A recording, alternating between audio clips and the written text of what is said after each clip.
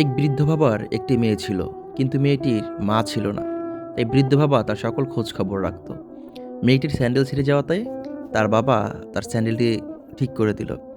মেয়েটির স্বপ্ন ছিল আকাশ জয় করবে, একজন নভোচারী হবে। কিন্তু সে প্রতি পদক্ষেপেই ব্যর্থ হতে থাকত। কিন্তু তার বাবা তাকে সবসময় যত্ন করে রাখত এবং তার চাওয়া পাওয়াগুলো পূরণ করতে চাইতো। তার কখন কি দরকার সেটি তার বাবা সবসময় খেয়াল রাখত। কিন্তু মেয়েটি তার বাবাকে খুব একটা দাম দিত না, আর খুব একটা কেয়ার করতো না, কারণ সে তার স্বপ্নের পিছনেই সারাদিন দৌড়াতো। তার একটাই স্বপ্ন ছিল, সে আকাশ জয় করবে, সে একজন নভোচারী হবে।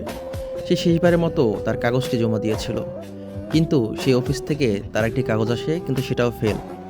সে মন খারাপ করে উপরে চলে যায়, কিন্তু বৃদ্ধ বাবা তার এই কষ্ট দেখে আর সহ্য করতে পারছিল না, কারণ মেয়েটি পদক্ষেপে পদক্ষেপেই ব্যর্থ হচ্ছে।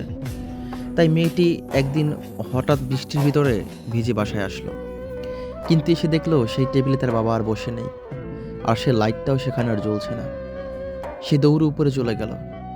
উপরে গিয়ে দেখে তার বাবা আর এই পৃথিবীতে নেই, তার বাবা চলে গেছে এই পরপারে। ঠিক তখনই তার বাবার গুরুত্ব সে বুঝতে পারল, এবং সে তার বাবার জন্য সে অনেক কষ্ট অনুভব করতে লাগলো। বাবার টাকা পয়সা না, বাবা থাকাটাই জরুরি।